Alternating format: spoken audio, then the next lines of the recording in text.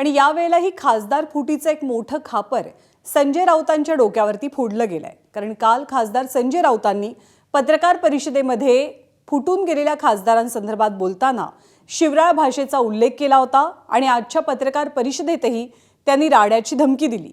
याच पार्श्वभूमीवर वेगवेगळ्या प्रतिक्रिया समोर येतात।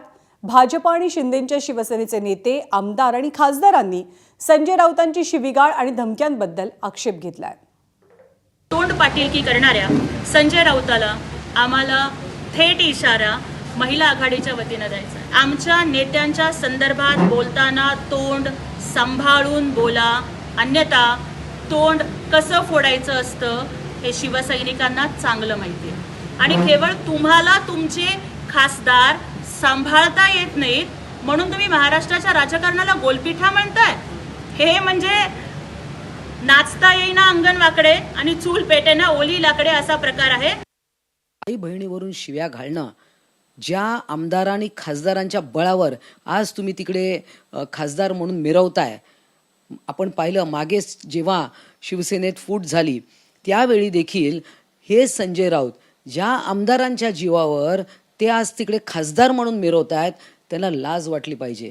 आणि अशा प्रकारच्या गलिच्छ आई बहिणीवरून शिव्या देता आणि इकडे लोकांना तत्वज्ञान शिकवता, खरं तर उद्धव ठाकरेंनी याच्यावर त्यांना झापलं पाहिजे।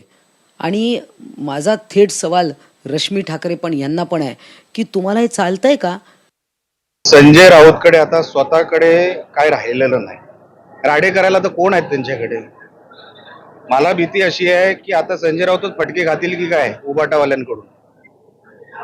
बघा, त्यांनी आता अंत बघितलेला आहे त्या पक्षातल्या कार्यकर्त्यांचा। सर्वात जास्त नुकसान कोणी केलं होतं पक्षाचं? संजय राऊतांनी केलं।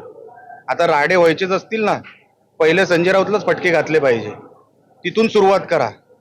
कारण का आपण योग्य दिशा बघायची असेल तर पहिले फटके योग्य माणसाला पडले पाहिजे। उगाच राडे करून आता त्याला राडे करणारे पण त्यांच्याकडे कोण राहिलेले नाही हो। तुम्ही ज्या शिव्या काल तुम्ही केल्या, तुम्हाला महाराष्ट्र तुम्हाला शिव्या देतोय। आता तुमच्या पायाखालची वाळू घसरलेली आता, तुमचा तोल गेलेला आहे आता। आणि अशी बेछूट वक्तव्य तुमच्या तोंडामध्ये शोभत नाही। तरी वायफळ भाषा बंद करून टाका। महाराष्ट्राला आहे बिया नाही आहे आणि तुमच्या त्यातून कुवत नाही, ऐपत पण नाही, धमक पण नाही आणि फक्त तोंडाच्या वाफा काढायच्या।